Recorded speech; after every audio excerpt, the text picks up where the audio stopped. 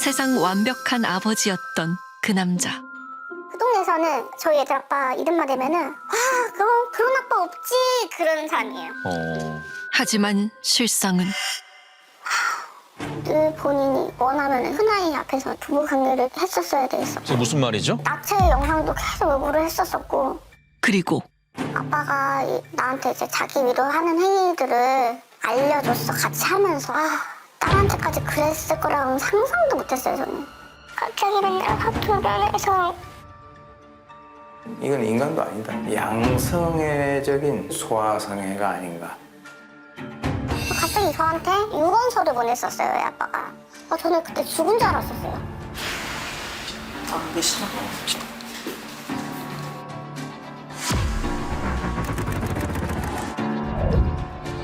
I'm gonna be his wife sooner. 한 사람으로 인해가지고 세 사람의 인생을 다 망쳐놓은 거에 대해서 너무 억울해요. I know you're innocent. 한 남자로 인해 망가진 세 사람의 이야기. 이제는 전 남편이 된 악연에 대한 이야기였습니다. 남편이랑 사실혼 관계는 13년 동안 유지를 했고 13년 이후에는 제가 아이들을 둘 다 양육하면서 살았고요. 배우를 시작한 게 2018년 말인가 그럴 거예요. 18살 때 만났어요. 15살 차이. 아니, 당신 서로 나이를 미성년자잖아요. 몰랐었던 건 아니에요. 나이를 몰랐었던 것도 아니고 한 달 만에 큰아이, 첫아이를 가지면서 같이 살게 됐어요, 바로. 아니 만난 지 한 달 만에요? 축복만이 가득할 줄 알았던 첫 임신. 불행의 시작이 될 줄은 꿈에도 몰랐습니다. 임신 때부터 무슨 일이 있었던 걸까요? 그쪽 집에는 남편이 알리기 부담스러워 하더라고요. 아. 제가 임신 중에도 선을 보러 몇 번 나간 걸로 알고 있어요, 저는. 아니 아내가 임신을 했는데 선을 본다고요? 그뿐만이 아니었습니다. 저한테 폭행은 아이 낳고부터 바로 시작이 됐었고 아이고. 제가 본인보다 아이한테 더 집중을 한다고 그러면서 시작이 됐었어요. 병원까지 찾을 정도로 폭행의 수준은 심각했습니다. 지혜 씨는 왜 남편을 신고하지 않았던 걸까? 근데 저는 그 당시에 남편 말 안 들으면 무서웠었어요, 사실. 벌어질까 봐 그게 좀 무서웠었어요. 아무것도 몰랐었을 때. 18살 어렸던 지혜 씨는 자신만 참으면 행복한 가족이 될 거라 믿었습니다. 물론 저보다는 아이들한테 상처 준 게 제일 마음이 아프고 아이들한테만큼은 충분히 좀 책임을 져줘야 되겠다는 좀 바람이에요. 하지만 지혜 씨의 바람은 이루어지지 못했습니다. 첫째 아들에게도 뻗친 남편의 폭행. 아이고. 올해 20살이 된 아들은 여전히 모든 상처를 기억합니다. 5살 때부터가 기억이 나는데 아빠가 저도 많이 때리시고 엄마도 많이 좀 맞으시고 따로 사기 전까지는 계속 폭행을 지속하셨어요. 아유. 아들 재민 씨가 기억하는 아빠는 어떤 사람일까? 그냥 사람을 팬다는 느낌이 있잖아요. 그 상황에서 하면. 그치 않나요? 아빠가 주먹으로 제 명칠대서 제가 기절했던 기억이 한 번 있었어요. 사과를 한 적이 없으세요? 딱 한 번 있는데 제가 중학교 올라갈 때였나 같이 마트를 갔었는데 아빠랑 둘이서 팽이 하나 사주시고 조건 있다고 하셔가지고 조건이요? 이거 받고 옛날에 때렸던 놈들을 다 잊어줬으면 좋겠다 하면서 미안하다고 하셨는데 전 솔직히 좀 어이가 없었어요. 저는 맞아서 상관없는데 동생은 이제 좀 안 맞았으면 좋겠다. 동생은 저랑 똑같은 기억을 안 주고 싶었었어가지고 그때 그렇게 생각했던 것 같아요. 너무 아유, 속상합니다. 그러니까요. 딸한테까지 그랬을 거라고는 상상도 못했어요. 저는 죽여버리고 싶었어요. 찾아가서. 작년 7월 둘째 딸이 처음으로 엄마에게 아빠 이야기를 꺼냈다고 합니다. 한날 갑자기 꿈을 꿨다 그러면서 아빠 생각이 난다고 그러더라고요. 아빠를 오랫동안 못 봤으니까 아빠가 보고 싶어 이제 그랬더니 갑자기 애가 막 울어요. 그런 게 아니라고. 얘기를 해봐라. 엄마가 얘기를 해야지 알지. 그랬더니 이제 그 얘기를 이제 하는 거야. 엄마는 모르잖아. 그러면서 혹시 따님이 어떤 얘기를 하셨던 걸까요? 아빠가 자꾸 자기 아빠 성기를 자꾸 저한테 만지라고 그러고 자꾸 내 몸에 비벼대고 아유. 자는 척을 했는데도 계속 그러고 아이고. 거기까지만 얘기했었어요. 그래가지고 제가 바로 이제 그 해바라기 센터에다가 신고를 했죠. 신고해야죠. 그 진술 내용을 예. 보니까는 더 디테일하게 얘기를 했더라고요. 딸 고은지 양이 해바라기 센터에서 약 1시간 10분 동안 진술한 내용입니다. 아휴, 내용이 너무 끔찍하네요. 아니 진술하는 동안 얼마나 힘들었을까요? 그러니까요. 아휴. 어린 딸이 홀로 참아왔던 아빠의 추악한 민낯. 중학생이 된 은지 양은 용기를 내 아빠의 실체를 세상에 밝히려고 합니다. 아빠한테 성폭력 당했던 거 얘기하러 왔어요.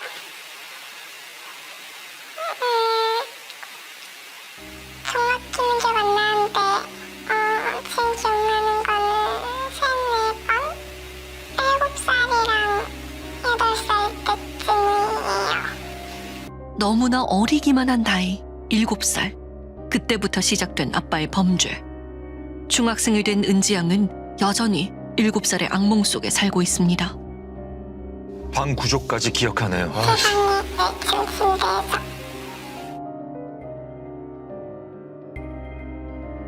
1층은 책상, 2층은 침대인 자신의 벙커 침대에서 사건이 발생했다고 합니다.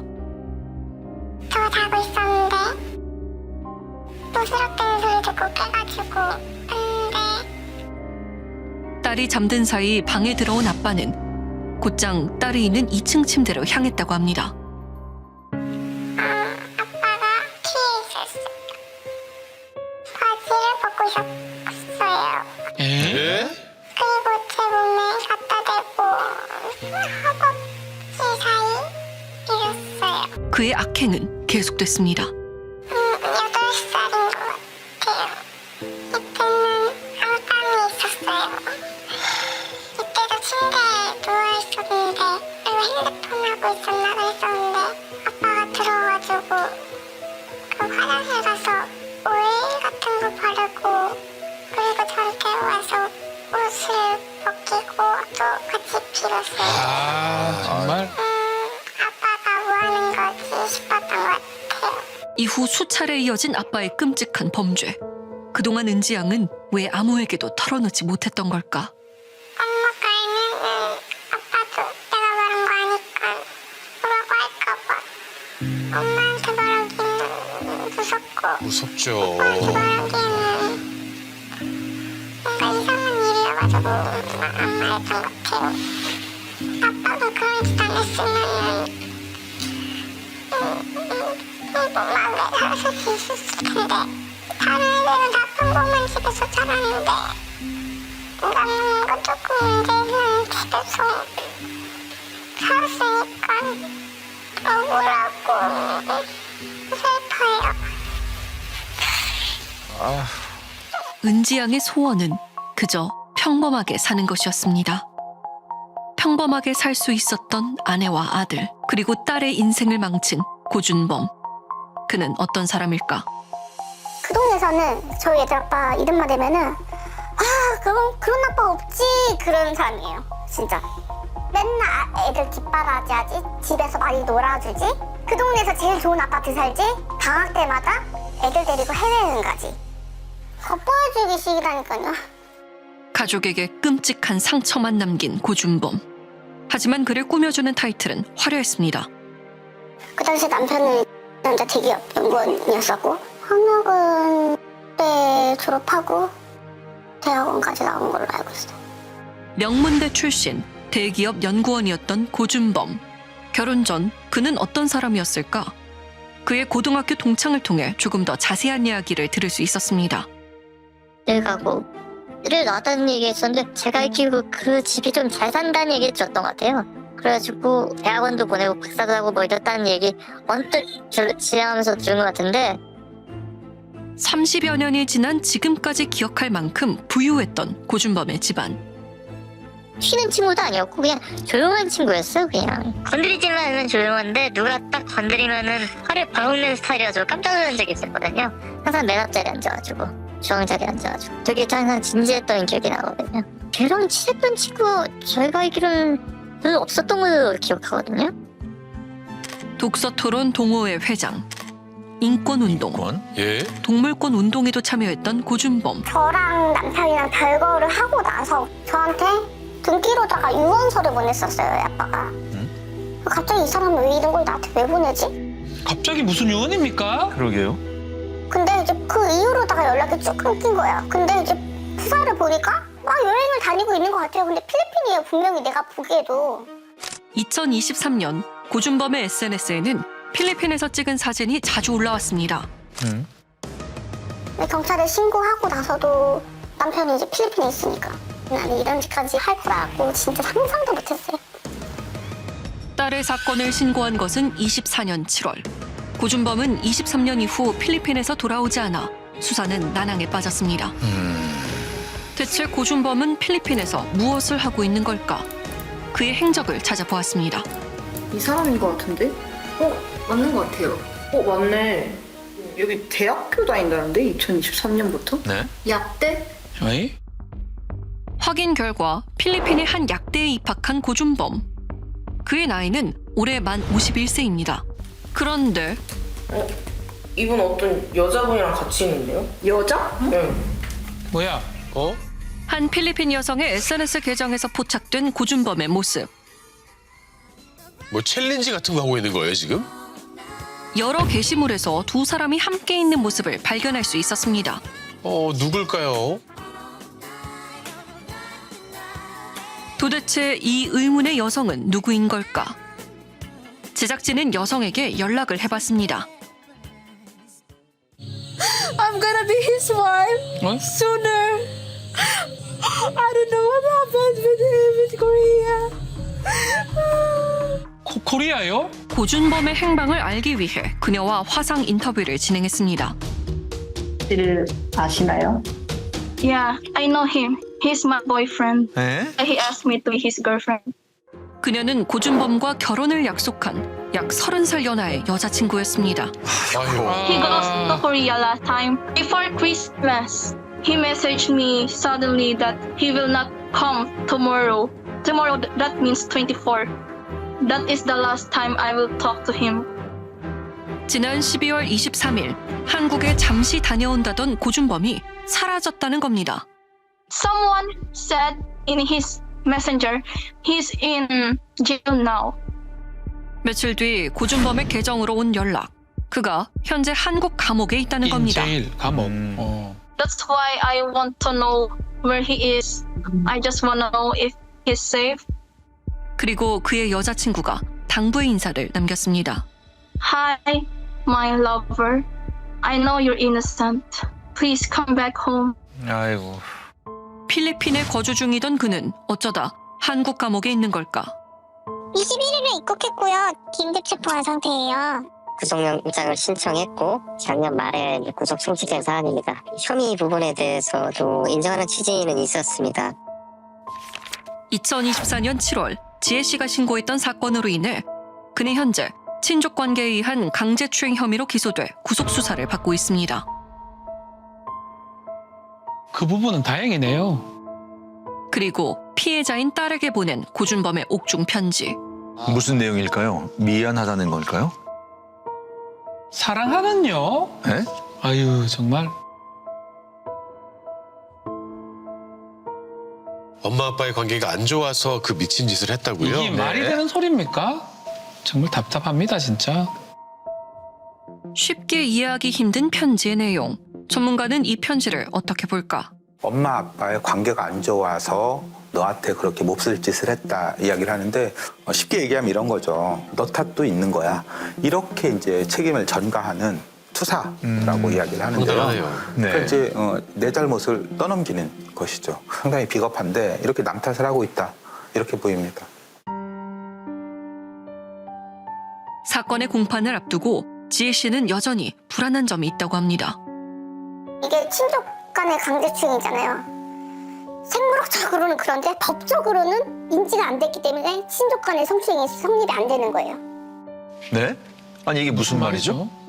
바로 아이들과 고준범은 법적으로 가족이 아니었던 겁니다.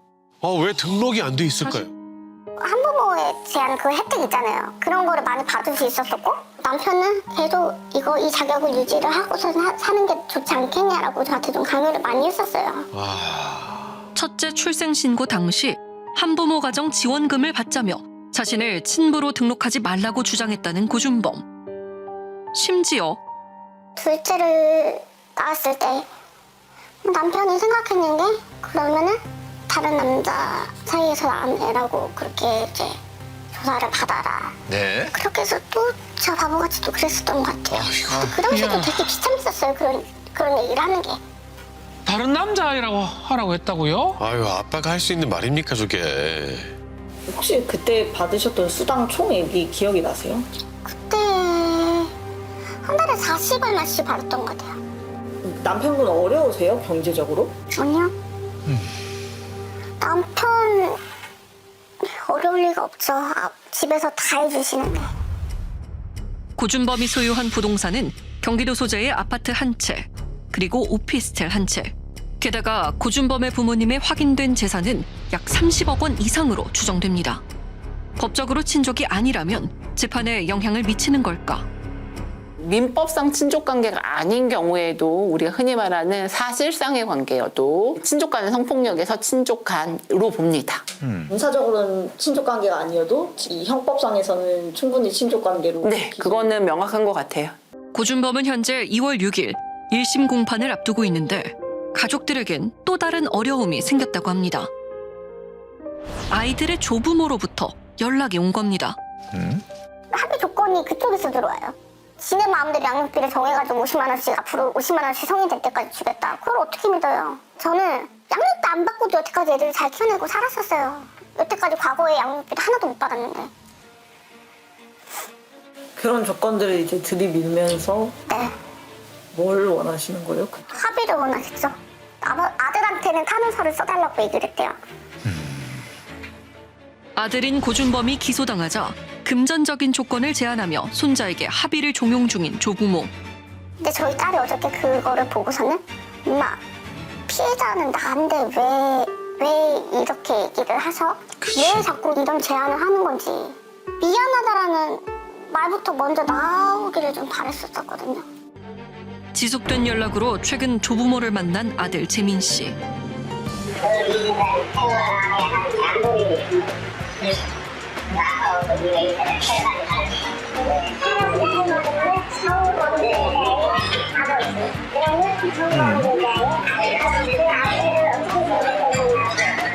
저 협박으로 들리는데요. 그러게요. 그들은 어째서 지속적으로 연락을 해오는 걸까? 안녕하세요. 저 MBC 실화탐사대의 심푸른 PD라고 하는데요. 뭐라 이 아들 나 관계없으니 전화 끊을게요. 선생님, 그 아드님 씨가 현재 기소가 되어서 재판이 진행 예정이시잖아요. 전화 끊을게요. 선생님 전화 끊습니다. 선생님, 근데 선생님 입장 아니, 저렇게 끄는 건가요? 끊었나요? 대화를 거부하시네요. 나 그거 했어요? 씨랑은 관계가 어떻게 되시는 거죠? 나 그럼 죽어야 돼. 내가 죽을래. 뭐요? 네? 갑자기 너무 당했고 뭔지 모르고 아들 선생님이 혹시 당하신 건가요?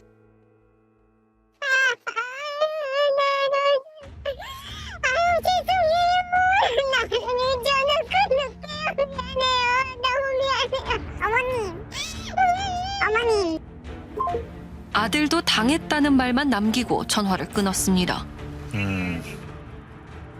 이 사건의 중심인 고준범의 입장은 무엇일까? 아, 제작진이 편지를 써서 보냈군요. 네, 끝내 답은 돌아오지 않았습니다. 이제는 18살의 어린 아내가 아닌 두 아이의 엄마로서 용기를 내야 할 때. 그동안 아이들에게 하지 못한 채 마음속 깊은 곳에 담아두었던 이야기를 하고자 합니다. 그때 엄마가 조금이라도 더 빨리 캐치를 해서 움직였었으면 너네한테 상처는 좀 덜 됐을 건데 아빠한테 휘둘리게끔 해서 그게 너무 미안해. 엄마가 그 당시 지켜주지 못했던 거에 대해서 미안하게 생각해 많이.